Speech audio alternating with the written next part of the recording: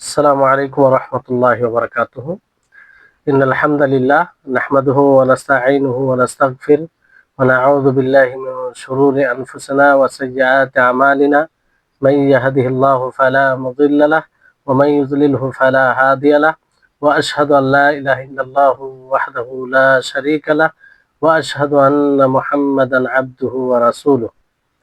أما بعد، رب اشرح لي صدري ويسر لي أمري واحلل عقدة من لساني يفقهوا قولي. رب زدني علما رب زدني علما। সম্মানিত আজকের ক্লাসে উপস্থিত সুপ্রিয় ভাই সকল, সম্মানিত বোন, সর্বপ্রথম আমরা আল্লাহর কৃতজ্ঞতা প্রকাশ করি, যেটা আমরা হামদ ও সানা আরবিতে করে ফেলেছি, বাংলাতে বলি যাতে হয়তো সকলে এই বিষয়টি বুঝতে পারে যে আল্লাহ তাআলা আমাদের সকলকে তৌফিক দিয়েছেন এরকম একটি ক্লাসে উপস্থিত হওয়ার। আর আল্লাহ তাআলা অফুরন্ত নিয়ামত আমাদেরকে দিয়েছেন। অনেক নিয়ামত আল্লাহর কাছে চাইনি, কিংবা আমাদের পরিকল্পনায় আমাদের মনে এরকম ছিল না যে এই নিয়ামত আমরা পাবো, তারপর আল্লাহ তাআলা দিয়েছেন আমাদেরকে, যেটা আল্লাহ তাআলার পরম দয়ালু তার একটি দিক। তারপরে আমাদের সকলের প্রাণপ্রিয় নবী করিম মুহাম্মদ সাল্লাল্লাহু আলাইহি ওয়াসাল্লাম, ওনার উপর অসংখ্য শান্তির ধারা বর্ষিত হোক, যার ফলে আমরা সঠিক পথের দিশা পেয়েছি। আল্লাহুম্মা সাল্লি আলাইহি আল্লাহুম্মা বারিক আলাইহি। তো আমরা বিশেষ করে যেটি প্রশ্ন করা হলো, আর সেই প্রশ্নের উত্তরে যথাযথ খুব সুন্দর উত্তর দিয়েছে। তো ওই প্রেক্ষিতে আমরা যে প্রথম বিষয়টি জেনেছিলাম যে দুটি হাদিসের মধ্যে যদি সাংঘর্ষিক হয়, মনে হয়, আপনাদেরকে পূর্বেই বলেছিলাম যে হাদিস কখনো এক অপরের বিপরীতে যায় না, যদি সত্যিকারে আল্লাহর নবী থেকে সেটা প্রমাণিত হয়। কিন্তু আমাদের বুঝের সমস্যার কারণে এটা হয়, আমরা হয়তো বুঝতে পারি না, ফলে এটা বোঝা যায়, কিংবা এরকমটা দেখায়, এরকমটা মনে হয়। আসলে রাসূলের কথার মধ্যে ও আল্লাহর কথার মধ্যে কোনো সাংঘর্ষিক বিষয় থাকবে না, কারণ দুটোই ওহী। কোরআন এটাও ওহী, হাদিস এটাও ওহী। তো আল্লাহর পক্ষ থেকে যেটা থাকবে সেটা কি করে সাংঘর্ষিক হতে পারে? সাংঘর্ষিক হওয়া এটা দুর্বলতা এক প্রকার, আর আল্লাহ তাবারক ওয়া তাআলার পক্ষ থেকে যেটা নাজিল হবে তাতে দুর্বলতা থাকবে, এটা আমরা কখনো মনে করতে পারি না। তো আসলে কোনো হাদিস এক অপরের বিপরীতে যায় না, কোনো আয়াত অন্য আয়াতের বিপরীতে সাংঘর্ষিক হয় না, কিন্তু আমরা হয়তো বুঝতে পারি না, কিংবা আমাদের কোনো দুর্বলতার কারণে এটা মনে হয়। তো তার মধ্যে যদি এটা দেখা যায়, তো প্রথম যেটা সমন্বয় করতে হবে, সামঞ্জস্য দিতে হবে। তো কিংবা আরেকটি যেটা বলা হয়েছিল তারপরে, যে এটা যদি সম্ভব না হয় তাহলে প্রাধান্য দিতে হবে। প্রাধান্য দিতে হবে, একটি হাদিসকে অন্য হাদিসের উপরে প্রাধান্য দিতে হবে। তো হাদিসকে আপনি প্রাধান্য কোন দিক দিয়ে দিবেন, কি কি বিষয়কে লক্ষ্য করে দিবেন, এখানে আপনাদের এই বাংলা এতে দেওয়া দিয়েছে কিছু দিক গুলো, তো সেগুলো একটু বলে দেওয়া, একটু ব্যাখ্যা করে দেওয়া প্রয়োজন মনে করছি, যাতে আপনাদের জন্য স্পষ্ট হয় বিষয়গুলো। তো প্রাধান্য দেওয়ার দিক হচ্ছে এক দুই দুই দিক দিয়ে, এক সনদের দিক দিয়ে আর এক মাতনের দিক দিয়ে। সনদের দিক দিয়ে যেমন এক নম্বর বিষয় এখানে তুলে ধরা হয়েছে যে সনদের প্রতি স্তরে রাবির সংখ্যা বেশি হওয়া। যে হাদিসের সনদে প্রতি স্তরে রাবির সংখ্যা বেশি হবে সে হাদিস প্রাধান্য পাবে, এটা স্বাভাবিক বিষয়। একটা রিওয়ায়াত এক সনদে, মানে প্রতি স্তরে একটি সনদে এক স্তরে একটি রাবি বর্ণনাকারী, আর অন্য একটি সনদে সেই স্তরে অধিক বর্ণনাকারী, তো স্বাভাবিক এটা শক্তিশালী হবে। একটি কথাকে যদি একাধিক জন বর্ণনা করে তাহলে তো এটা শক্তিশালী হবে। তো যেটা শক্তিশালী হবে সেটাকে প্রাধান্য দিতে হবে। এবার ধরুন যে কোনো ব্যক্তি যদি অন্য কোনো জায়গা থেকে এসে সেখানে আহ, এক বিষয়ে একজন ব্যক্তি খবর দেয়, আর আরেক বিষয়ে মানে একাধিক মানুষ খবর দেয় সেই একই, মানে ওই একই জায়গা থেকে, তাহলে কোনটাকে প্রাধান্য দিবেন? যেখানে বর্ণনাকারী কিংবা যেদিকে সংখ্যা বেশি সেটাকে। তো এরকম ভাবে সনদের ব্যাপারও, যে সনদে প্রতি স্তরে বর্ণনাকারীর সংখ্যা বেশি হবে তাকে প্রাধান্য বেশি দেওয়া হবে। আর স্তর বলতে আপনারা বুঝেছেন, আরবিতে তাবাকা বলা হয়। কি বলা হয়? তাবাকা। প্রতিটি তাবাকাতে, প্রতিটি স্তরে। দ্বিতীয় বিষয় হচ্ছে যে সনদের স্তর কম হওয়া বা সনদটি as-সানাদুল আলী হওয়া। কারণ যে সনদের স্তর বেশি তাতে ভুল হওয়ার আশঙ্কা বেশি থাকে। এখানে সানাদ আলী বলা হয়। যে সনদের যত স্তর কম হবে তত সেটা শক্তিশালী হবে। কেন? যার সনদের বেশি স্তর হবে সেখানে ভুলের আশঙ্কা বেশি, ভুলের আশঙ্কা বেশি। আর কম যদি স্তর হয় তাহলে ভুলের আশঙ্কা, কারণ খুব কম, এতেই চলে আসে কথাটি। আর অনেক লোক যখন স্তরের পর স্তর বলতে বলতে বলতে আসবে, এতে ভুলের একটা আশঙ্কা বেশি আছে, মানুষের সংখ্যা বেড়ে যায়, মানুষের স্মৃতি শক্তিতে তারতম্য এসে যায়।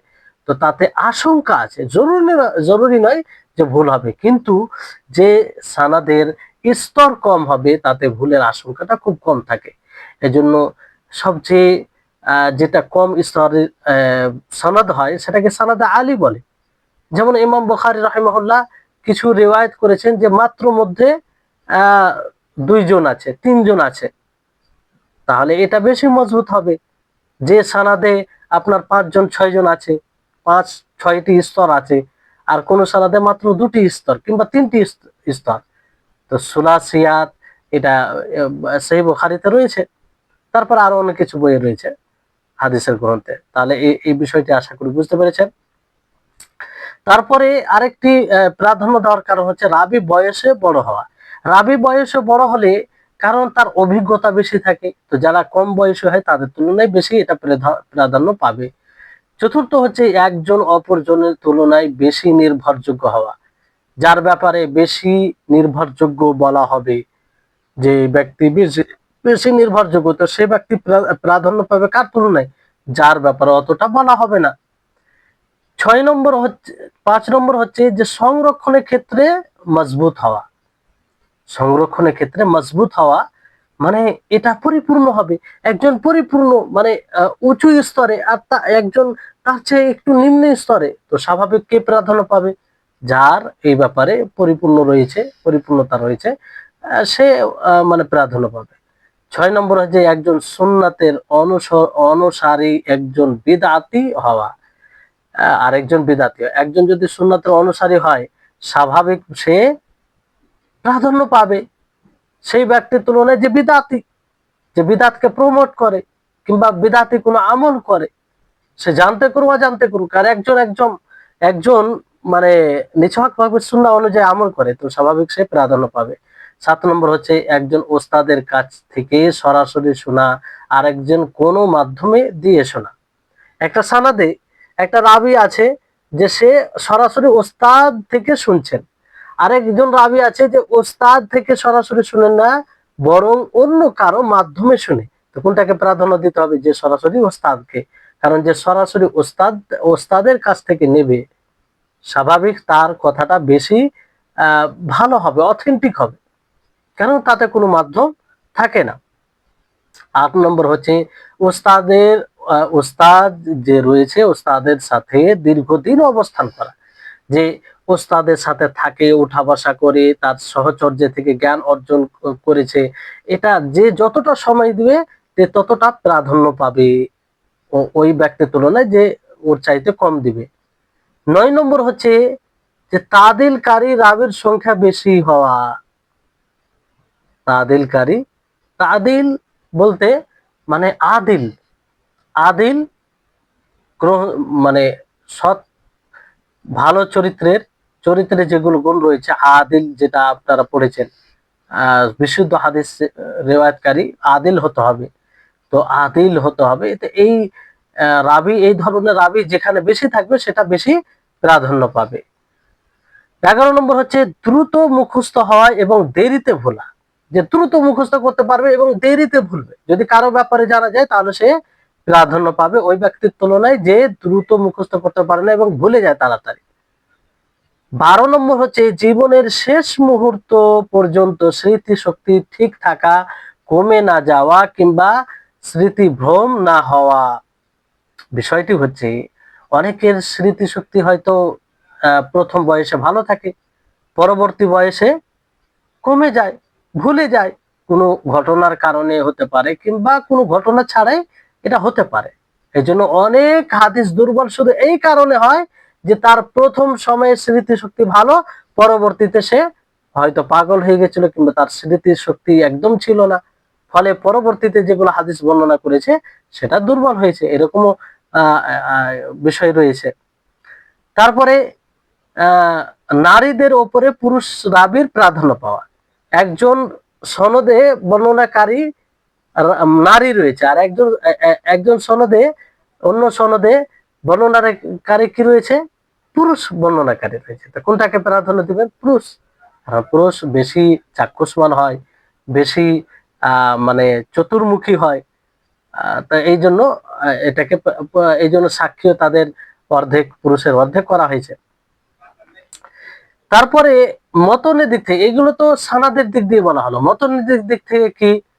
মতনের দিক থেকে আম বিষয়ের উপরে খাস বিষয়ে প্রাধান্য দেওয়া হবে। একটি মতনে হাদিসে আম বিষয় বলা হয়েছে, ব্যাপক বিষয়, ব্যাপক জিনিসকে বোঝানো হয়েছে, আর একটি হাদিসকে খাস খাস করে দেয়। তাহলে খাস যেটাকে করে দেওয়া হয় যে মতকে, সেটাকে প্রাধান্য দিতে হবে। এটা প্রাধান্য দেওয়ার একটা দিক। তারপরে একটা হচ্ছে যে আহ মাজাজ হাকিকার উপরে না, হাকিকা এটা রয়েছে, এর উপরে মাজাজ এর প্রাধান্য, মানে মাজাজকে প্রাধান্য দিতে হবে। তারপরে 3 নম্বর হচ্ছে যার মধ্যে একটি বিধানকে বাতিল করে নতুন বিধান দেওয়া হয়েছে, নাসিখ মানসুখ। তো যেটা রহিতকারী হবে, যেটা নতুন বিধান আসবে, সেটা প্রাধান্য পাবে ওই বিধানের উপরে যার মধ্যে কোনো বিধানকে বাতিল করা হয়নি। তো যেটার মধ্যে কোনো বিধানকে বাতিল করা হয়েছে সেটা সেটার উপরে প্রাধান্য দেওয়া, সেটাকে প্রাধান্য দেওয়া হবে যেটার উপরে কোনো বিধানকে বাতিল করা হয়নি। যেমন একটি হাদিস রয়েছে, নবী করিম মুহাম্মদ সাল্লাল্লাহু আলাইহি ওয়াসাল্লাম বলেন, কুনতু নাহাইতুকুম আন জিয়ারাতিল কুবুরি ফাজুরুহা, যে আমি পূর্বে তোমাদের কবর জিয়ারত করা থেকে নিষেধ করেছিলাম, এখন তোমরা জিয়ারত করো। তো এখানে দেখেন যে একই হাদিসে একটা যে বিষয় থেকে আল্লাহ নবী নিষেধ করেছেন, আবার সেটার অনুমতি দিয়েছেন, মানে উল্লেখ করেছেন যে পূর্বে আমি নিষেধ করেছিলাম, এখন অনুমতি দিচ্ছি। তাহলে এটাকে প্রাধান্য দিতে হবে, যাতে শুধু জিয়ারত করার কথা বলা হয়েছে কিংবা নিষেধ করা হয়েছে, তার উপরে এটা প্রাধান্যতা পাবে। তারপরে আরো রয়েছে যে তাকিদ যুক্ত হওয়া, যে মাত্র যে হাদিসে মানে তাকিদ থাকবে সেটাকে প্রাধান্য, ওই হাদিসের তুলনায় যেখানে তাকিদ থাকবে না। তারপরে মাফহুমুল মুওয়াফাকা। 5 নম্বরে আপনাদের এখানে কি লেখা আছে পড়েন তো? 5 নম্বরে, 5 নম্বরে কি আছে এখানে? সুস্পষ্ট ধমকযুক্ত, হ্যাঁ, ধমকযুক্ত হওয়া, মানে যে হাদিসে ওয়াইদ মানে এসেছে ধমক, যে এই কাজটি করলে এরকম শাস্তি রয়েছে, এইরকম ভয়াবহতা তার পরিণাম রয়েছে, ভয়াবহ পরিণাম রয়েছে, এইরকম হাদিস, এইরকম মাত্র প্রাধান্য পাবে ওই মাত্রের তুলনায় যে মাত্রে এরকম কথা থাকবে না। মাফহুমুল মুওয়াফাকা, এটা প্রাধান্য পাবে মাফহুমুল মুখালাফার পরে, উপরে। মাফহুমুল মুওয়াফাকা বলতে অনুকূলে থাকা, কোন বিষয় অনুকূলে থাকা, এটা হচ্ছে মাফহুমুল মুওয়াফাকা। এই বিষয়টি বারবার আসবে, এই জন্য মাফহুমুল মুওয়াফাকা বলতে ভালো করে বুঝে নিন যে মাফহুমুল মুওয়াফাকা বলতে যে কোনো কথা বিষয় অনুকূলে থাকা, আর মুখালাফা বলতে যে তার বিরুদ্ধে, তার বিরুদ্ধে, এই জন্য মুখালাফা। তো সবসময় মাফহুমুল মুওয়াফাকা এটা প্রাধান্যতা পাবে মাফহুমুল মুখালাফার উপরে। তারপরে নেহি প্রাধান্য পাবে আমরের উপরে, আমরের উপরে নেহি। এক হাদিসে একই বিষয়ে এক হাদিসে আমর আছে, হুকুম আছে আল্লাহ নবীর, আর অন্য হাদিসে কি আছে? নেহি আছে। তো নেহিকে প্রাধান্য দিতে হবে। এটা হচ্ছে একটা প্রাধান্য দেওয়ার দিক, কারণ এখানে সতর্কতা রয়েছে। যাই হোক, এর কারণ অনেকগুলো আছে, ওইদিকে যাচ্ছে না। তারপরে 8 নম্বর বিষয় হচ্ছে যে নাহি প্রাধান্য পাবে আল ইবাহা এর উপর। নাহি মানে নিষেধ, যে এক হাদিসে নিষেধ করা হয়েছে আর এক হাদিসে বৈধতার প্রমাণ পাওয়া যাচ্ছে, তাহলে কোনটাকে আপনি প্রাধান্য দেবেন? যে হাদিসে নিষেধ করা হয়েছে, কারণ সেখানে সতর্কতা রয়েছে। তারপরে আল আমর মানে নিষেধ প্রাধান্য পাবে, নির্দেশ, আল আমর বলতে নির্দেশ হবে এখানে, প্রাধান্য পাবে এবাহার উপরে, মানে এক হাদিসে আদেশ দিয়েছেন আল্লাহ নবী আর এক হাদিসে বৈধতার কথা বলেছেন, তো কোনটা প্রাধান্য পাবে? যে হাদিসে আদেশ দেওয়া হয়েছে। তারপরে 10 নম্বর হচ্ছে যে মোকাইয়েদ মুতলাক, মোকায়েদকে প্রাধান্য দিতে হবে মুতলাকের উপরে। মোকায়েদ মানে কি? শর্তযুক্ত, যে এই কাজটা এই শর্তে করতে হবে, আর একটি কাজ মুতলাক শর্তবিহীন, তো শর্তবিহীন মাতনের উপরে শর্তযুক্ত মাতনকে প্রাধান্য দিতে হবে। এছাড়া আরো অনেক কারণ আছে, অনেক কারণ আছে, এগুলো সামান্য কিছু বর্ণনা করা হয়েছে, বাকি এইসব বিষয়ে বইয়ে বিস্তারিত সবিস্তারিত ভাবে দেখতে পাবে। তারপরে এখানে আরেকটি কথা বলা হয়েছে যে ধরেন দুইটি সানাদে সাংঘর্ষিক, একটি সনদ জয়ীফ আর একটি সনদ কি একটি সনদ কিংবা একটি হাদিস জয়ীফ একটি হাদিস সহি, তো কোনটাকে প্রাধান্য দিবেন? এটা স্বাভাবিক বিষয়। সহি জয়ীফে যখন সাংঘর্ষিক মনে হবে, তখন জয়ীফটা বাদ চলে যাবে, জয়ীফটা কি হবে? বাদ পড়ে যাবে। তাহলে এই হচ্ছে বিষয়। এবার আসুন যে আন-নাসখু ওয়া মা ইউরাফু বিহি, যে রোহিতকরণ এবং রোহিতকরণ চেনার পদ্ধতি। রোহিতকরণ মানে রোহিত করে দেওয়া কোনো জিনিসকে বাতিল করে দেওয়া। তাহলে আবিধানিক অর্থ কি বলা হয়?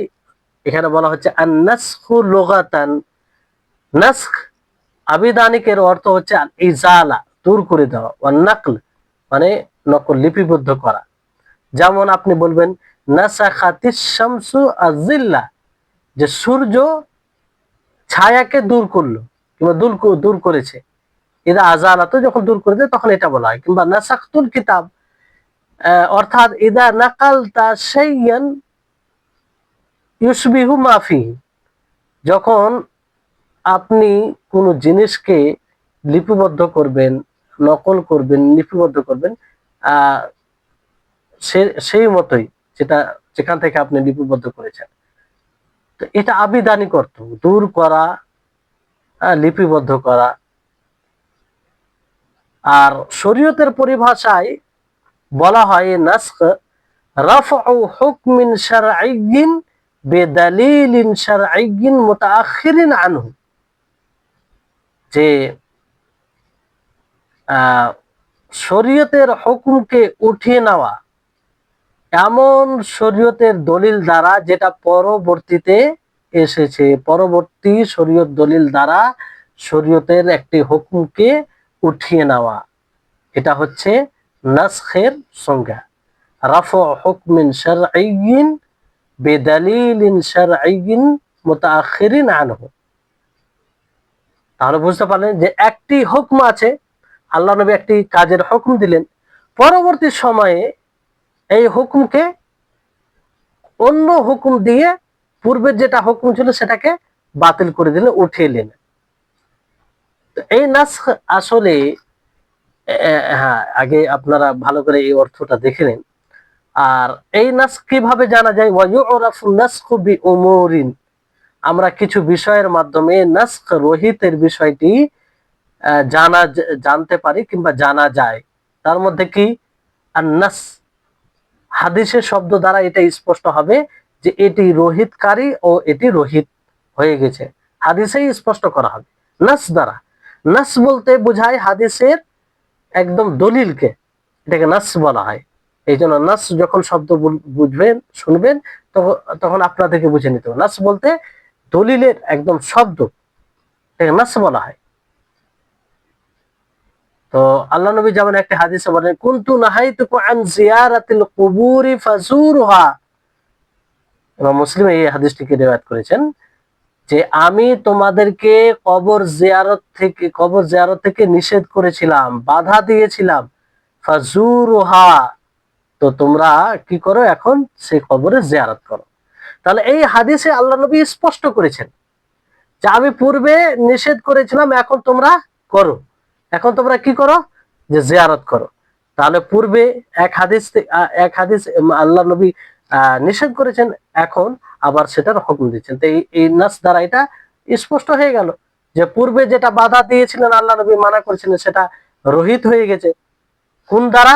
পরবর্তীতে যে আল্লাহ নবী বললেন ফাজুরুহা, যে আমি এখন বলছি তোমরা তার জিয়ারত করো। তাহলে এই হাদিসে স্পষ্ট। তো নাসিখ নাসিখ রোহিতকারীকে বলা হবে, নাসিখ রোহিতকারীকে বলা হয়। আর নাস মানে মনসুখ বলা হয় রহিত বিধানকে, যেটা রহিত হয়ে গেছে, বাতিল হয়ে গেছে পরবর্তী পরবর্তী হুকুম দ্বারা। আপনারা সহজ সরল ভাষায় এই নাসখের সংজ্ঞা এভাবে দিতে পারেন যে পূর্বের হুকুমকে, পূর্বের শরীয়তের বিধানকে পরবর্তী শরীয়তের বিধান দ্বারা রহিত করে দেওয়া, উঠিয়ে দেওয়া, এটাই হচ্ছে নাসখের সংজ্ঞা। তাহলে এটা একটা একটা একটা মাধ্যম হচ্ছে নাস দ্বারা এটা স্পষ্ট করা হবে, যেটা সবচেয়ে স্পষ্ট বিষয়, এতে বুঝতে কোনো অসুবিধা নেই। দ্বিতীয় হচ্ছে যে মা আখবারা সাহাবিয়্যু বিতাআখুরিহি, যে যেই হাদিসের ব্যাপারে সাহাবী বলবে তার পরবর্তী বিষয়ে, যে এই হাদিসটি পরবর্তীতে এসেছে। একটি হাদিসে আদেশ, আরেকটি হাদিসে নিষেধ, একই বিষয়ে। তো সাহাবী এটা বলবে যে যেটাতে আদেশ সেটা আগের, আর যেটাতে নিষেধ এটা পরের। যদি এরকম ভাবে সাহাবী বলে, খবর দেয়, স্পষ্ট করে, তাহলে তো কোনো সমস্যা নেই, এখানে বোঝা যাবে। তাহলে আগেরটা কি, ওটা রহিত মনসুখ, আর পরেরটা নাসিখ মানে রহিতকারী। যেমন জাবির রাদিয়াল্লাহু তাআলা আনহুর কথা, কানা আখিরাল আমরাইনি মির রাসূলিল্লাহি সাল্লাল্লাহু আলাইহি ওয়াসাল্লাম তারকুল উযুই মিম্মা মাসসাতিন নার, রাওয়াহু তিরমিজি। যে দুইটি বিষয়ের মধ্যে শেষ যেটি বিষয় রাসূল সাল্লাল্লাহু আলাইহি সাল্লাম থেকে অব্যাহত আছে, সেটা কি, যে আগ আগুন দ্বারা স্পর্শ, আগুনে যেটা স্পর্শ করেছে সেটা খেয়ে ওযু নষ্ট হবে না, কিংবা ওযু করা লাগবে না। মানে কি, পূর্বে পূর্বে ওযু করতে হতো, তো আর পর একটি হাদিস আছে ওযু করতে হবে না। তো সাহাবী এখানে নিজে বলছেন যে পূর্বে আল্লাহর নবী এটা হয়তো ওযু করার আদেশ দিয়েছিলেন, কিন্তু পরবর্তীতে যেটা অব্যাহত আছে, যেটা যে হুকুম বিধান অবশ্যই এখন আছে, সেটা কি, যে ওযু করতে হবে না। সাহাবী নিজে থেকে বললেন। তাহলে পূর্বে যেটা ওযু করার বিষয় সেটা রহিত হয়ে গেছে, মানসুখ। আর এখন যেটা মানে পরবর্তী বিষয় যেটা বাকি থাকছে, সেটা কি, যে ওযু করা লাগবে না। তো এটা নাসিখ, এটা কি, নাসিখ। ইমাম তিরমিজি রাহিমাহুল্লাহ এই হাদিসটিকে রিওয়ায়াত করেছেন।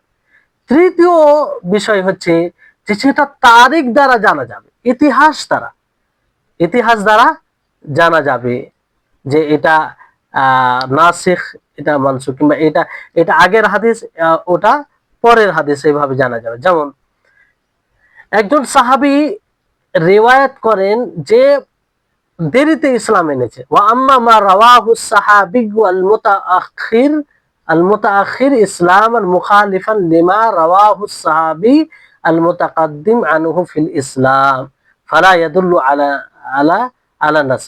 যে যে এমন ব্যক্তি কোন রিওয়ায়াতকে যদি কোন হাদিসকে রিওয়ায়াত করে যে ইসলাম এনেছে, যে কি করেছে, ইসলাম পরবর্তীতে এনেছে, দেরিতে, আর সে ওই রাবির মুখালিফ করে যে পূর্বে তার আগে ইসলাম এনেছে, তার আগে ইসলামে দীক্ষিত হয়েছে।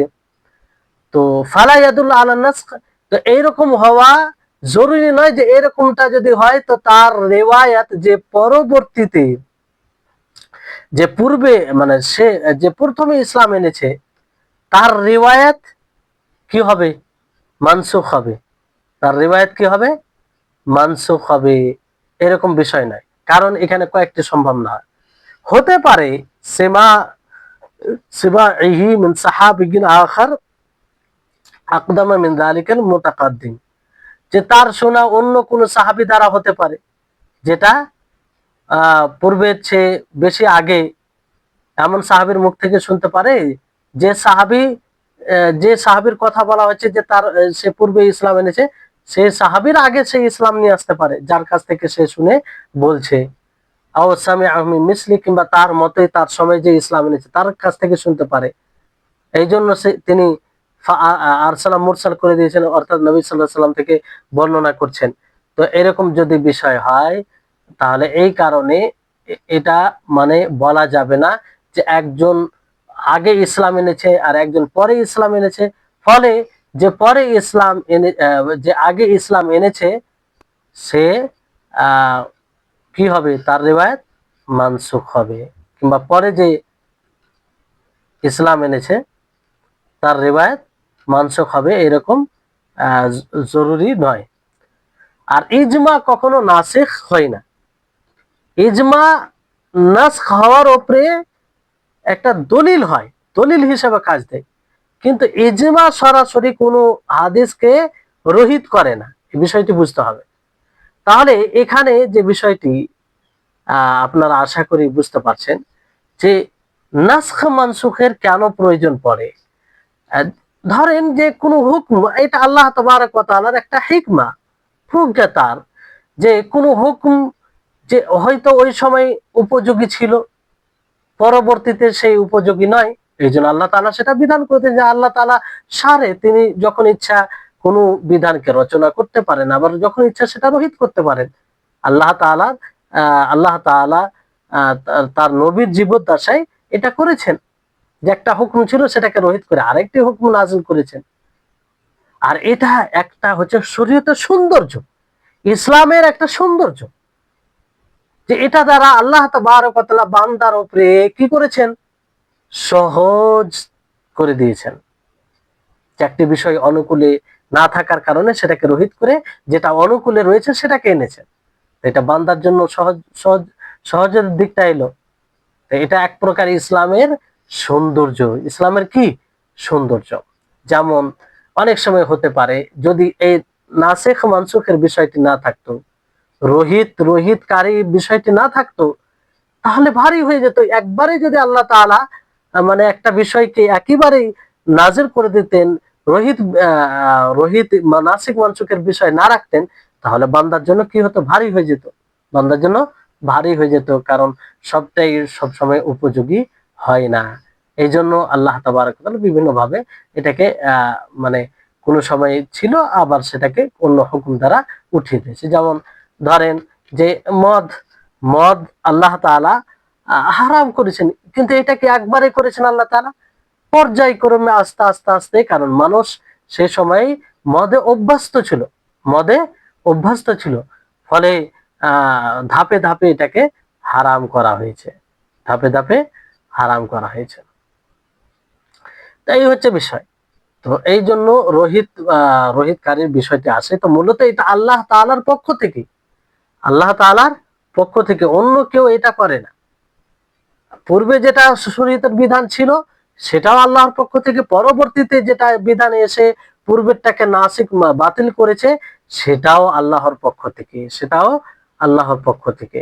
জি, তো এখানে কয়েকটি, একটা হচ্ছে নাস দ্বারা প্রমাণিত হবে, মানে হাদিসে সেটা স্পষ্ট থাকবে। দ্বিতীয় হচ্ছে যে সাহাবী, দুটি বিষয় হলে পূর্বে কোনটা ছিল আর পরবর্তীতে কোনটা ছিল সেটার ব্যাপারে খবর দিয়ে দিবে, তাতে স্পষ্ট হয়ে যাবে যে পরবর্তীতে যেটা এসেছে সেটাই হবে মানে রহিতকারী, পূর্বের বিধানকে রহিত করার জন্য।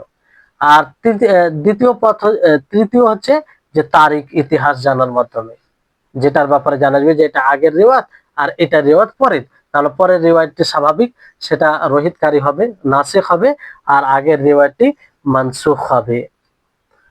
তারপরে বলা হয়েছে যে ইজমা কখনো নাসিখ রহিত করে না কোন বিষয়কে, বরং রহিতের দলিল হিসেবে কাজ দেয়। ওলামাগণ বলেন যে এই হাদিসটি ইজমা না, এই হাদিসটি নাসিখ, এই হাদিসটি নাসিখ রহিতকারী, এর উপরে ওলামাদের ইজমা রয়েছে। ইজমা মানে কি, সকলের সম্মতি রয়েছে। তো এটা মানে রহিত হওয়ার দলিল হয়, কিন্তু ইজমা কোন জিনিসকে রহিত করে না। কেন? কারণ ইজমা রহিত কোন বাতিলের রহিত হওয়া, বাতিল হওয়া মানে কোন বিধানের, এটা তো আল্লাহ তাআলার পক্ষ থেকে হবে না।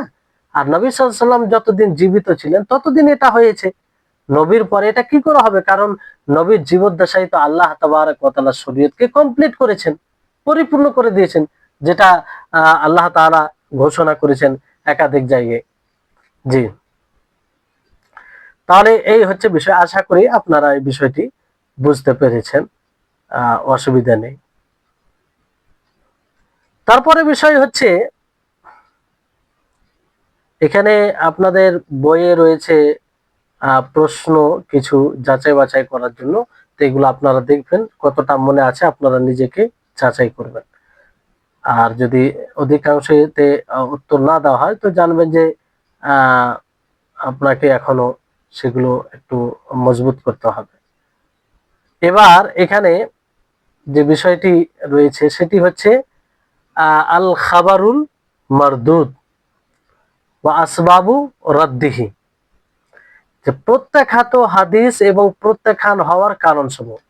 মানে এমন এক হাদিস যেটা প্রত্যাখ্যাত, গ্রহণযোগ্য নয়, আর তার কারণ কি, কি কারণে এটা প্রত্যাখ্যাত হলো, কি কারণে মারদুদ হলো, এটা সম্পর্কে এই বিষয়টি, এই অধ্যায়টি। তো আপনাদের বইয়ে রয়েছে যে আল খাবারুল মারদুদু হুয়াল্লাযী লাম ইয়াতারাজ্জাহ সিদকুল মুখবির বিহি, যে ওই খাবারে মারদুদ, ওই হাদিসকে বলা হয় যে হাদিসের সততা প্রাধান্যতা পায় না,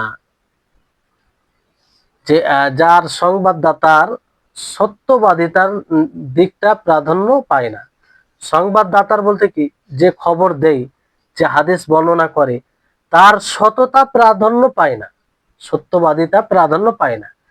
মানে এমন কিছু আছে তার মধ্যে যেটার কারণে সত্যবাদিতা প্রাধান্য পাচ্ছে না।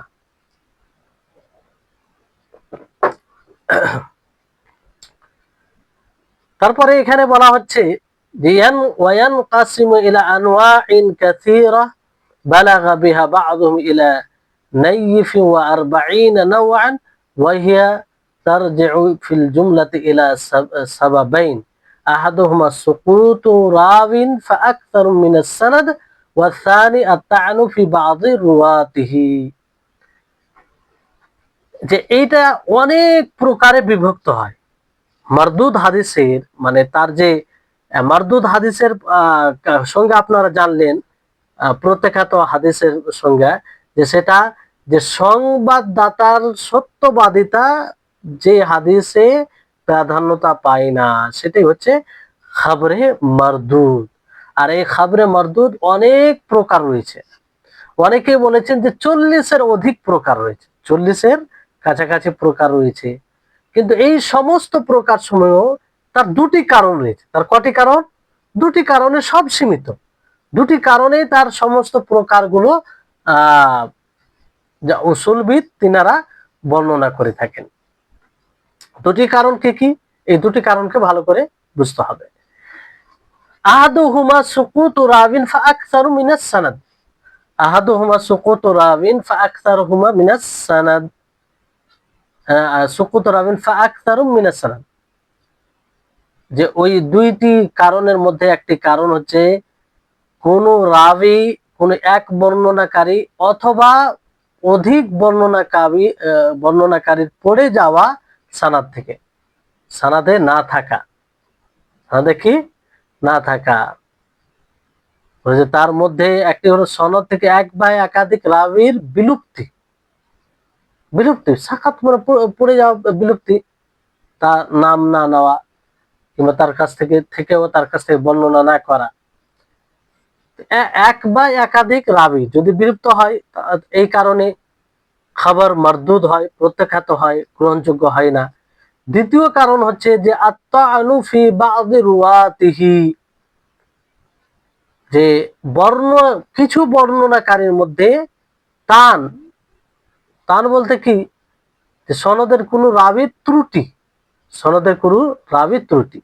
তাহলে দুটি কারণে সমস্ত প্রকার সীমিত হয়ে যায়।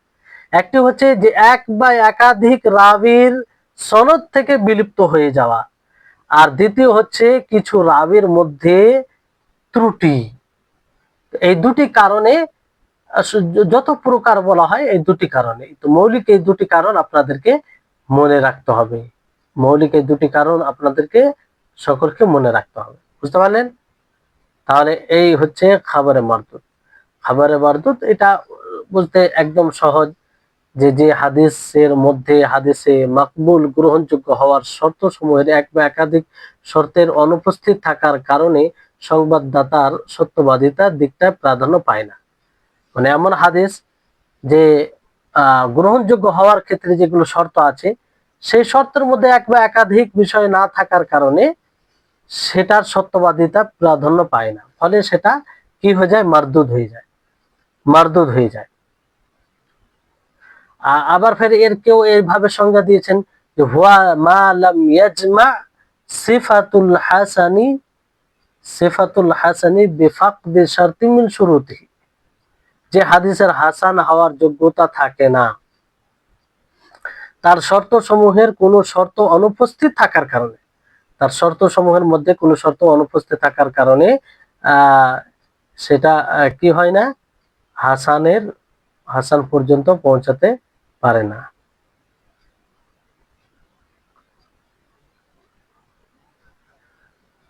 হ্যাঁ, তাহলে এবার হচ্ছে, তাহলে দুটি আপনারা কারণ আশা করি বুঝতে পেরেছেন, দুটি কারণ বুঝতে পেরেছেন।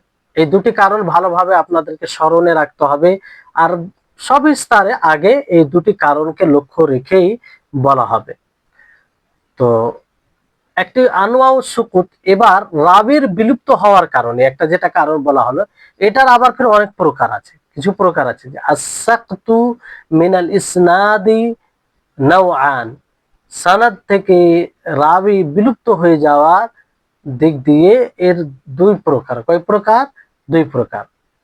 একটা হচ্ছে ওয়াদিহুন জালিয়ুন ইয়াহসুলুল ইশতিরাকু ফি মারিফাতিহি, এটা হচ্ছে সুস্পষ্ট, স্পষ্ট ভাবে, মানে যেটার ব্যাপারে সকলেই জানতে পারবে, মানে তার মারিফাতে সকলেই ইশতেরাক অর্জন করবে, মানে অংশগ্রহণ করবে, এটা স্পষ্ট বিষয় থাকবে, মানে এমন ভাবে বিলুপ্তি থাকবে যেটা সকলেই জানতে পারবে। ওয়াখাফিগুন লা ইউদরিকুহু ইল্লা জাহাবিদাতুল মুত্তালিউন আলা তুরুকিল হাদিসি ওয়া ইলালিল আসানিদ।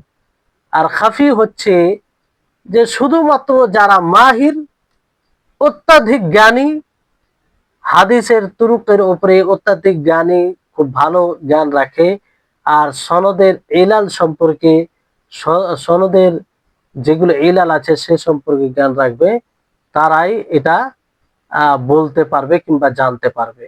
খাফি মানে এতটা গোপনীয়, ছুপিত থাকে, যেটা সকলেই জানতে পারবে না, আর সকলের জন্য জানা সম্ভব নয়, সকলের জন্য জানা সম্ভব নয়। তাহলে সানাদ থেকে, ইসনাদ থেকে বর্ণনাকারীর বিলুপ্ত হওয়ার দুইটি প্রকার। একটি হচ্ছে ওয়াজিহুন জালি, মানে যেটাকে সকলেই জানতে পারবে, আর একটা হচ্ছে খাফি, যেটা একমাত্র যারা অত্যাধিক জ্ঞানী, হাদিসের তুরুকের ব্যাপারে খবর রাখেন, তারাই বলতে পারবে, হাদিসের তুরুক এবং আসানিতে যেগুলো ইল্লাত, গোপন ত্রুটি রয়েছে সেগুলোর ব্যাপারে জানবে, তারাই পারবে এটা। والأول يعرف بعدم ملاقاة الراوي لمن روى عنه إما لأنه لم يدرك عصره أو أدركه ولكن لم يجتمع به وليس له منه إجازة ولا وجادة। যে প্রথম হচ্ছে, প্রথম বলতে কি, যে ওয়াজিহ জালি, সুস্পষ্ট ভাবে, যেটাকে সকলেই জানতে পারবে, কঠিন নয়, সেটা হচ্ছে যে যেমন রাবি বর্ণনাকারীর সাক্ষাৎ যদি না জানা যায়, কার সাথে, যার কাছ থেকে সে রিওয়ায়াত করেছে, ইউরাফু বেআদমি মুলাকাতির রাবি, মানে যে রাবির সাক্ষাৎ হয়নি এটা জানা যাবে কোন রাবির সাথে, যার কাছ থেকে সে বর্ণনা করেছে। মানে একজন বর্ণনাকারী যার কাছ থেকে বর্ণনা করছে তার ব্যাপারে যদি জানা যায় যে সে যার কাছ থেকে বর্ণনা করছে সে তার কাছ থেকে শুনেনি, মানে মুলাকাত করেনি, সাক্ষাৎ করেনি, এটা যদি জানা যায় তাহলে এটা স্পষ্ট হবে। এটা সকলে জানে যে তার সাথে সাক্ষাৎ করেনি। হতে পারে তার জমানা পায়নি, তার সময় পায়নি, আদরাকাহু অথবা পেয়েছে ওয়ালাকিন লাম ইয়াজতামি বিহি, কিন্তু দুইজনে একত্রিত হয়নি, দুইজন একত্রিত হয়নি। ওয়ালাইসা লাহু মিনহু ইজাযাতু ওয়ালা বিজাদা, আর এটা তাদের জন্য না ইজাজা হবে না বিজাদা হবে, ইজাজাও হবে না আর বিজাদাও হবে না। তাহলে এই হচ্ছে বিষয়। এই জন্য বলা হচ্ছে যে ওয়ালিদা ইয়াহতাজু ইলা ইলমি তারিখ লিতাযাম্মুনিহি তাহদীদি মাওয়ালিদির রুয়াত ওয়া ওয়াফায়াতিহিম ওয়া আজমানি তালাবিহিম ওয়া ইরতিহালিহিম। এই জন্য তারিখের, ইতিহাসের জ্ঞানের প্রয়োজন রয়েছে, যেটা দ্বারা রাবিদের, বর্ণনাকারীদের জন্ম তারিখ জানা যাবে, তার নির্ণয় করা হবে, তার মৃত্যু এবং কবে মৃত্যু হয়েছে এবং এগুলো সব কিছু জানা যাবে। জি, এখানে দেখেন অর্থের দিকে যে সনদ থেকে রাবির বিলুপ্তি দুই ভাবে হয়ে থাকে। একটা হচ্ছে ওয়াজিহুন জালিয়ুন, যে বিলুপ্তি সম্পর্কে জানার ক্ষেত্রে অনেকেই জানে, মানে অনেকে সকলে জানতে পারবে, এটা স্পষ্ট বিষয়। ওয়াজে মানে সুস্পষ্ট, জালি সুস্পষ্ট। খাফি, যেটা অত্যাধিক জ্ঞানী এবং হাদিসের বিভিন্ন সনদ এবং তার গোপন ত্রুটি সম্পর্কে অবগত ব্যক্তি ছাড়া কেউ জানতে পারবে না, অবগত ব্যক্তি ছাড়া কেউ জানতে পারবে না। তো প্রথম প্রকারটি জানা যায় সাধারণত রাবি যার কাছ থেকে বর্ণনা করেছেন তার সাথে তার সাক্ষাৎ হওয়ার মাধ্যমে, সাক্ষাৎ না হওয়ার মাধ্যমে। সাক্ষাৎ না হওয়ার কারণ হতে পারে তিনি তার যুগ পাননি, অথবা তার যুগ পেয়েছেন কিন্তু তার সাথে সাক্ষাৎ হয়নি, এবং তার পক্ষ থেকে হাদিস বর্ণনার অনুমতি কিংবা পাণ্ডুলিপি ও পাণ্ডুলিপি, এখান থেকে স্পষ্ট নয়, এইখানে পড়েন তো, এই জায়গা থেকে পড়েন। প্রথম প্রকারটি জানা যায় সাধারণত সাধারণত রাবী যার কাছ থেকে বর্ণনা করেছেন তার সাথে তার সাক্ষাৎ না হওয়ার মাধ্যমে। সাক্ষাৎ না হওয়ার কারণ হতে পারে তিনি তার যোগ্য পাননি, অথবা তার যোগ পেয়েছেন কিন্তু তার সাথে সাক্ষাৎ হয়নি, এবং তার পক্ষ থেকে হাদিস বর্ণনার অনুমতি বা পাণ্ডুলিপি তার নেই।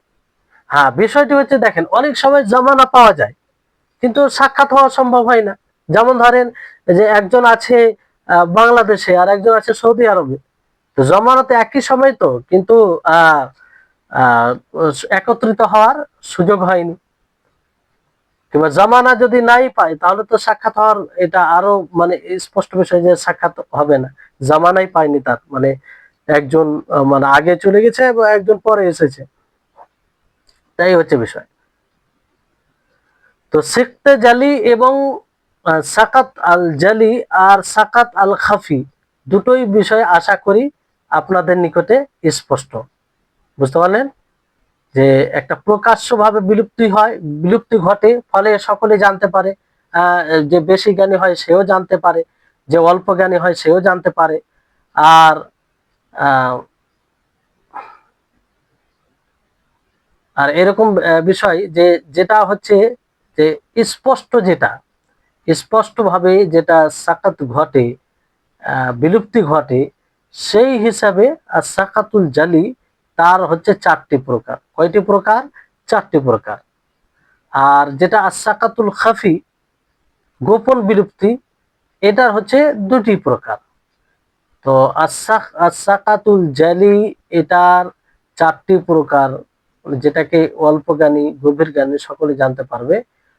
সেই 4টি প্রকার হলো, একটি হচ্ছে আল মুনকাতে, দ্বিতীয় হচ্ছে আল মুআদাল, তৃতীয় হচ্ছে আল মুরসাল, আর চতুর্থ মানে 1 নম্বর থেকে মুআল্লাক, দ্বিতীয় নম্বর মুরসাল, তৃতীয় নম্বর হচ্ছে মুআদাল, আর চতুর্থ নম্বর হচ্ছে আল মুনকাতি। এই চারটি প্রকার কিসের? আসাক্তুল জালি, মানে সুস্পষ্ট ভাবে যেখানে বিলুপ্তি ঘটে, এই দিক দিয়ে চারটি প্রকার। আর আসাক্তুল খাফি, গোপনীয় ভাবে যেটা বিলুপ্তি ঘটে, তার হচ্ছে দুটি প্রকার। তার কটি প্রকার? দুটি প্রকার। একটা হচ্ছে আল মুরসালুল খাফি, আর একটি হচ্ছে আল মুদাল্লাস। আল মুদাল্লাস।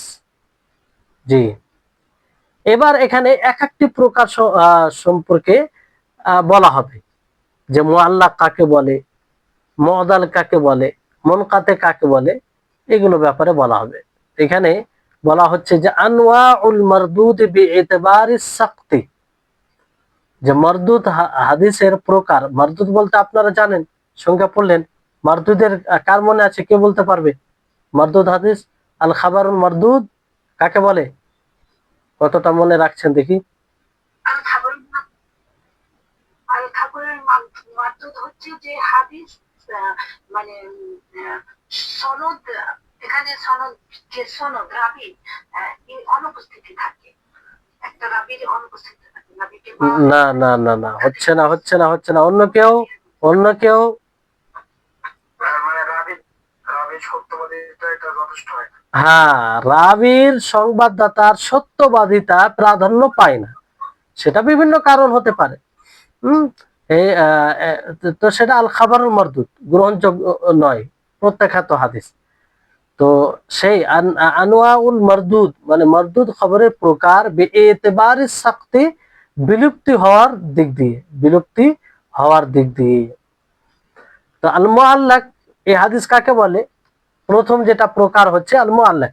আল মুআল্লাকের ব্যাপারে বলা হচ্ছে যে আল মুআল্লাক হুয়া মা হুযিফা মিন মাবদাই সানাদিন রাবিন ফা আকসার। খুব সহজ সংজ্ঞা, যে মুআল্লাক ওই হাদিসকে বলা হয় যে হাদিসের শুরু থেকে এক বা একাধিক রাবি পড়ে যাবে। এক বা একাধিক রাবি কি হবে? পড়ে যাবে, কিংবা তার নাম নেওয়া হবে না। যে হাদিস যার সনদে প্রথম থেকে এক বা একাধিক রাবি বিলুপ্ত হয়ে যায়, বিলুপ্ত হয়ে যাবে। এক বা একাধিক রাবি শুরু সানাদ থেকে, শুরু সানাদ থেকে। وإنما عد المعلق ونحو من أنواع المردود للجهل بحال الراوي المحذوف। আর মুআল্লাককে গণনা করা হয় মারদুদ প্রকার সমূহের মধ্যে, কারণ ওই রাবির বর্ণনাকারীর অবস্থা সম্পর্কে অজ্ঞ থাকার কারণে।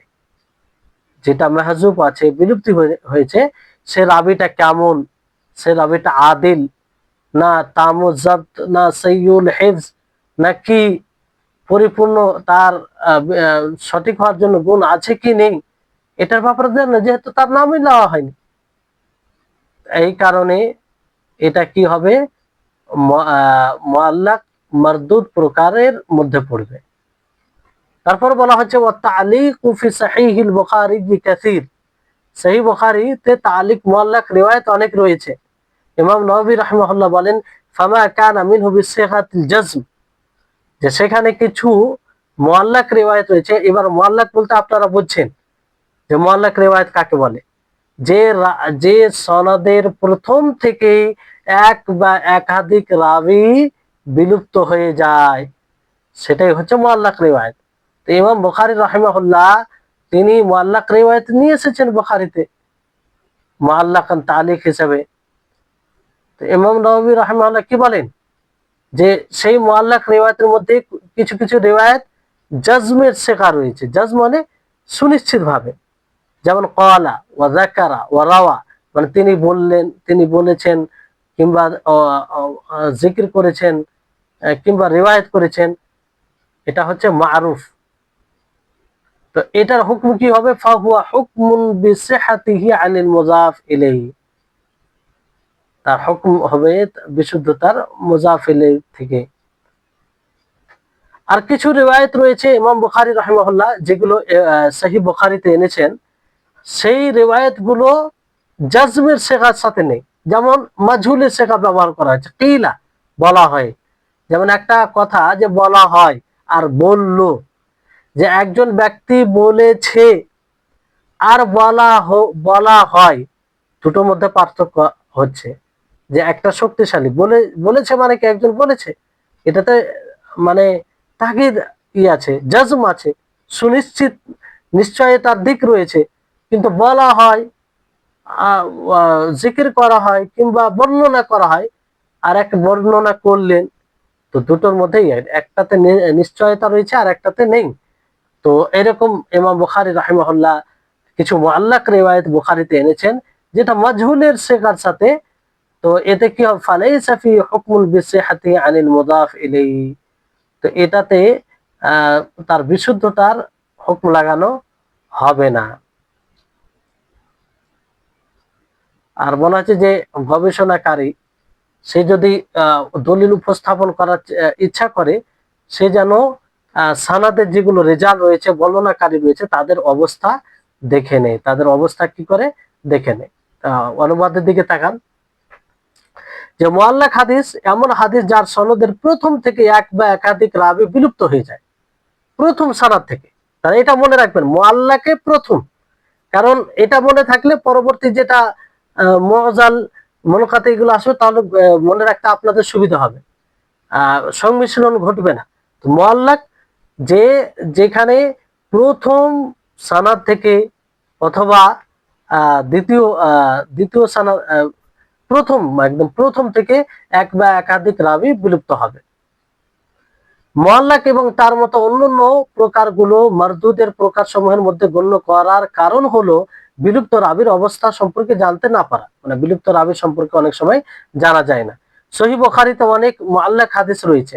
ইমাম নববী রাহিমাহুল্লাহ বলেন, তার মধ্য থেকে যেগুলো নিশ্চয়তা সূচক শব্দ তথা কর্তৃবাচক ফেলে মারুফ এর ওজনে বর্ণিত হয়েছে, মারুফ এর ওজনে বর্ণিত হয়েছে, যেমন যাকারা, ক্বালা, সেগুলো উক্ত সম্বন্ধিত ইমাম পর্যন্ত সহিহুল হুকম বলা গণ্য হবে।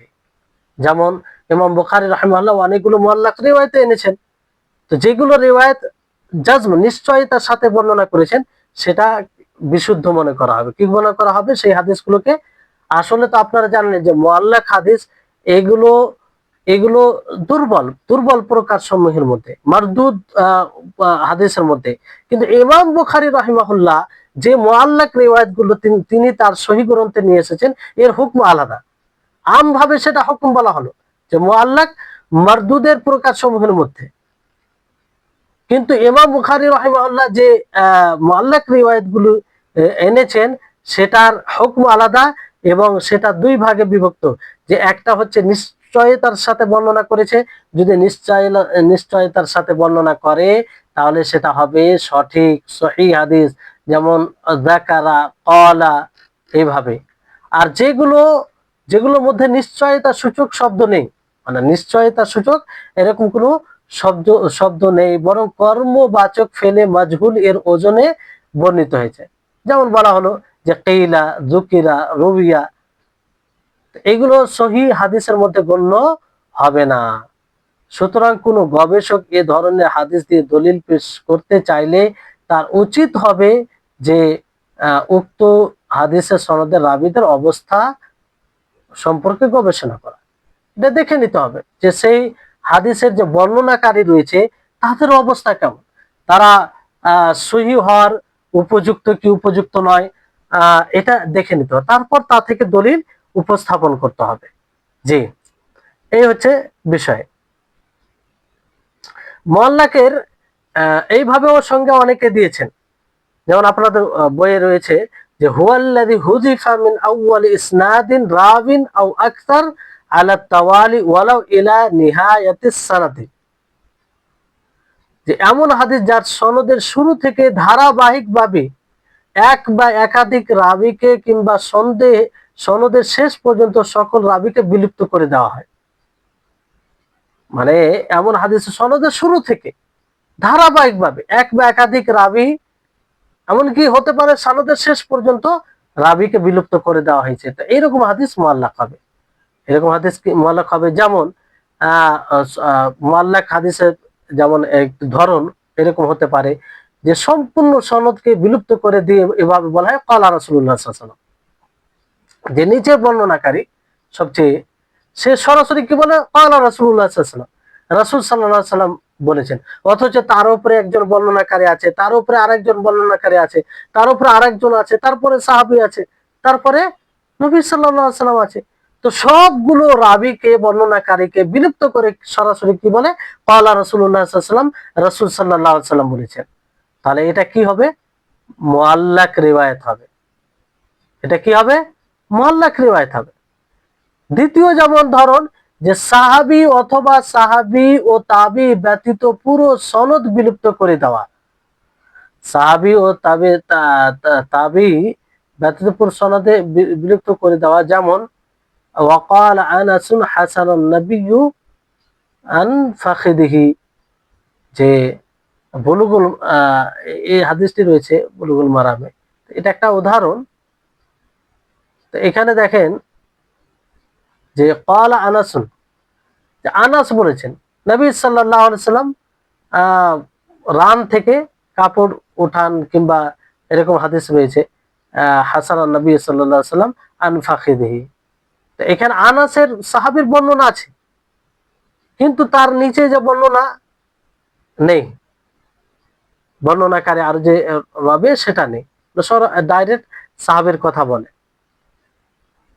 তো এখানে ওস্তাদকে বিলুপ্ত করে ওস্তাদের ওস্তাদ থেকে বর্ণন করা, যেমন বুখারী, ইমাম বুখারী রাহিমাহুল্লাহ মুআল্লাক রিওয়ায়াতে কি বলছেন, ওয়াকালা মালিকুন আনিজ যুহরি আন আবি সালামাতা আন আবি হুরায়রাতা আন রাসূলুল্লাহ সাল্লাল্লাহু আলাইহি ওয়াসাল্লাম মুহাম্মদ।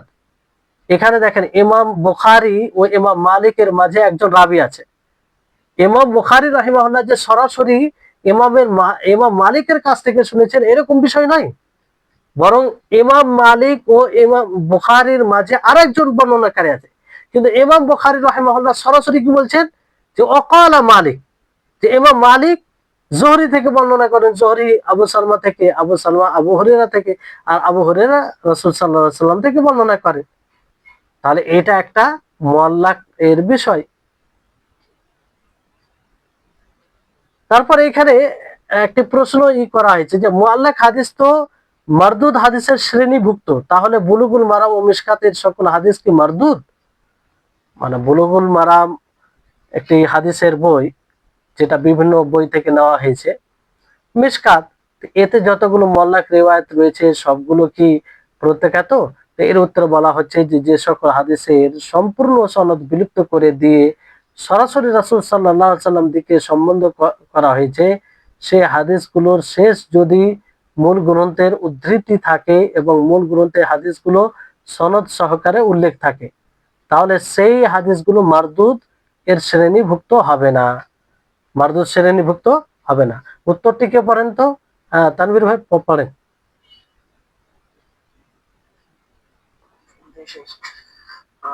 যে সকল হাদিসের সম্পূর্ণ সনদ বিলুপ্ত করে সরাসরি রাসূল সাল্লাল্লাহু আলাইহি ওয়াসাল্লামের দিকে সম্বন্ধ করা হয়েছে, সেই হাদিসগুলো যদি শেষে মূল গ্রন্থে উদ্ধৃতি থাকে এবং মূল গ্রন্থে হাদিসগুলো সনদ সহকারে উল্লেখ থাকে, তাহলে সেই হাদিসগুলো মারদুদ প্রত্যক্ষত এর অন্তর্ভুক্ত শ্রেণীভুক্ত হবে না, বরং মূল কিতাবে বর্ণিত সনদ যাচাই বাছাই করে সনদের ভিত্তিতে তার মান নির্ণীত হবে। কিন্তু যদি সম্পূর্ণ সনদ বিলুপ্ত করে দেওয়া হয় এবং হাদিসটি কোনো কিতাবে বর্ণিত হয়েছে তার উদ্ধৃতি না দেওয়া হয়, তখন হাদিসটি মারদুদ প্রত্যক্ষত এর শ্রেণীভুক্ত হবে। হ্যাঁ, বিষয়টি হচ্ছে তাহলে বুঝতে পারলেন যে হাদিসের গ্রন্থ দুই প্রকার, মানে আরো প্রকার আছে। আপনাদের এখানে যেটা দরকার সেই হিসাবে বলছি যে কিছু হাদিসের গ্রন্থ আছে যে সব হাদিস গ্রন্থে সানাদ সহ হাদিস বর্ণনা করা হয়েছে। সানাদ সহ মানে যে হাদিসের গ্রন্থ যিনি হাদিস একত্রিত করেছেন তিনি নিজে উপর মানে বর্ণনাকারীর মধ্যে একজন বর্ণনাকারী, যেমন ইমাম বুখারী বলেন, ইমাম তিরমিজি বলেন, ইমাম মুসলিম বলেন, ইমাম নাসাই বলেন, ইনারা কি করেছেন, রিওয়ায়াত করেছেন তার উপরে কারো কাছ থেকে, তার উপরে তেনার ওস্তাদ ফের তার উপরে কারো কাছ থেকে, এইভাবে।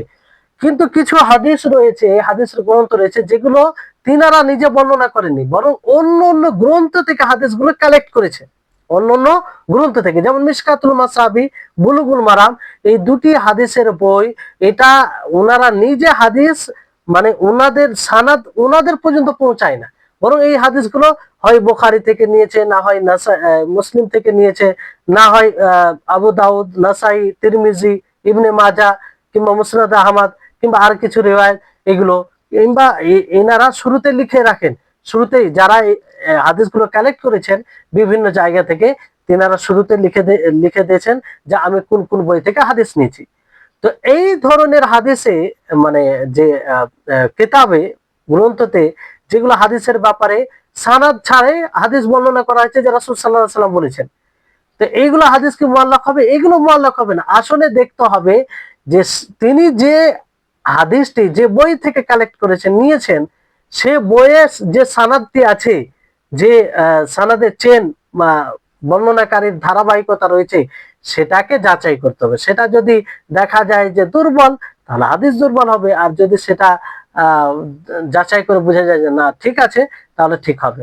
কিন্তু এই হাদিসে মুআল্লাক, এখানে একটা মুআল্লাকের একটা দিক দেখা যাচ্ছে, যেহেতু সানাদ থাকে না, অনেক সময় সানাদ থাকে না, সরাসরি বলে যে রাসূল সাল্লাল্লাহু আলাইহি ওয়াসাল্লাম বলেন, কিংবা এইভাবে পূর্ণ সানাদ উল্লেখ না করে বলে দেয়। তো এইগুলো হাদিস মুআল্লাক দুর্বলের মধ্যে প্রত্যাখ্যাত মারদুদের মধ্যে পড়বে না, মারদুদের মধ্যে পড়বে না। তো আশা করি বিষয়টি আপনারা বুঝতে পেরেছেন। তারপরে সিগাতুল জাজম বলতে ফেলে মারুফ দ্বারা কিছু বলা, ফেলে মারুফ দ্বারা কিছু বলা, যেমন ক্বালা, যারাবা, আকালা। তো এটা ফেলে মারুফে কি নিশ্চয়তা থাকে যে সে করেছে, বলেছে, খেয়েছে কিংবা বলেছেন, যাই হোক, এতে নিশ্চয়তা রয়েছে। কিন্তু এর পরিবর্তে যখন বলা হবে মানে কিলা, দুরিবা, রুবিয়া, রুইয়া, যে রিওয়ায়াত করা হয়েছে, বলা হয়, এটা দুর্বল, নিশ্চয়তা এতে নেই। তারপরে একটি শব্দ আপনারা উপরে বললেন, সেটি হচ্ছে হুয়া হুকমুন বিসিহাতিহি আনিল মুযাফ ইলাই। এটার উদ্দেশ্য কি? এটা পড়েন। পড়েন এখান থেকে। দ্বারা উদ্দেশ্য হলো ফেলে মারুফের ব্যবহার করাটা, আর মুদাফ ইলাইহি যার অর্থ হলো যার দিকে সম্বোধন করা হয়। এখানে তার উদ্দেশ্য হলো ফেলে মারুফ কিংবা মাজহুল, সেই ইমাম যে ইমাম দিকে সম্বোধন করা হচ্ছে তিনি। উক্ত ইমামের ক্ষেত্রে আবার এখান থেকে পড়েন, আবার এখান থেকে পড়েন। এখানে তার দ্বারা উদ্দেশ্য হলো, এখানে তার দ্বারা উদ্দেশ্য হলো ফেলে মারুফ কিংবা মাজহুলকে যে ইমামের দিকে সম্বোধন করা হচ্ছে তিনি। উক্ত ইমামের ক্ষেত্রে যদি ফেল মারুফ ব্যবহার করা হয়, তাহলে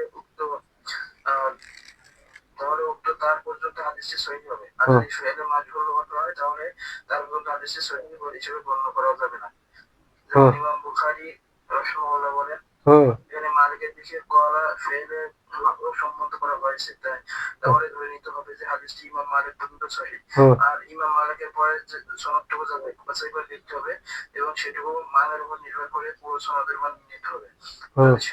এটুকু সহিহ হয় তাহলে পুরো হাদিস সহিহ হবে, আর যদি হাসান হয় তাহলে পুরো হাদিস হাসান, এবং যদি জয়ীফ হয় তাহলে পুরো হাদিস জয়ীফ বলে সাব্যস্ত হবে। হ্যাঁ, এখানে বিষয়টি আশা করি বুঝতে পারলেন যে মানে ইমাম মালিক মানে ইমাম বুখারী যার কথা বলে উদ্ধৃতি দিয়ে বলবে যে উনি বলেছেন, এখানে যদি নিশ্চয়তার সাথে বলেন, যেমন ইমাম বুখারী রাহিমাহুল্লাহ বললেন যে ক্বালা মালিক ওয়া ক্বালা মালিক, তো মালিক পর্যন্ত এটা বিশুদ্ধ, ইমাম মালিক, ইমাম বুখারী রাহিমাহুল্লাহ। কিন্তু মালিকের উপরে যে সানাদ রয়েছে, সেটা যাচাই বাছাই করতে হবে, সেটা দেখতে হবে যে সঠিক যদি থাকে তাহলে সঠিক হবে, আর যদি বেঠিক থাকে তাহলে সেটা ওর উপরে ভিত্তি করে তার উপরে হুকুম লাগবে। এই হচ্ছে হুয়া হুকমুন বিসিহাতি আনিল মুযাফ ইলাই অর্থ। মানে এখানে মুযাফ ইলাই এর অর্থ বলতে কি, যার দিকে সম্বন্ধ করে বলা হবে, সেটা মাজহুলে বলা হোক অথবা মারুফে বলা হবে। মাজহুলে মারুফে কিভাবে বলা হবে, যে ক্বালা মালিক, যেমন ক্বালা মালিক, ইমাম বুখারী রাহিমাহুল্লাহ তিনি বললেন যে ইমাম মালিক বলেন, তাহলে এটা মারুফ, নিশ্চয়তা। তাহলে এখানে এই পর্যন্ত ইমাম মালিক পর্যন্ত, ইমাম বুখারী রাহিমাহুল্লাহ যে কথা বলা এটা যে ইমাম মালিক রাহিমাহুল্লাহ বলেছেন, এই পর্যন্ত বিশুদ্ধ, এতে কোনো নাই ওনার এটা। কিন্তু উপরের সানাদ যেটা আছে সেটা যাচাই বাছাই করে দেখতে হবে। জি, এই হচ্ছে আজকের মতো ক্লাস, এখানে ইতি করছি। ইনশাআল্লাহ আগামী ক্লাসে মুরসাল এবং বাকি যেগুলো আসাক্তুল জালি, প্রকাশ্যভাবে যেটা বিলুপ্তি ঘটার কারণে যে সব প্রকাশনীয় রয়েছে তার প্রকার বাকিগুলো ইনশাআল্লাহ পড়া হবে। আল্লাহ তাবারাক ওয়া তাআলা আমাদের সকলকে যেন এইসব বিষয় বুঝার তৌফিক দান করেন, আর আমাদের সকলের ইলমে যেন আল্লাহ তাআলা বারাকা দান করেন। ওয়া আখির দাওয়ানা আনিল হামদুলিল্লাহি রাব্বিল আলামিন। আসসালামু আলাইকুম ওয়া রাহমাতুল্লাহি ওয়া বারাকাতুহু।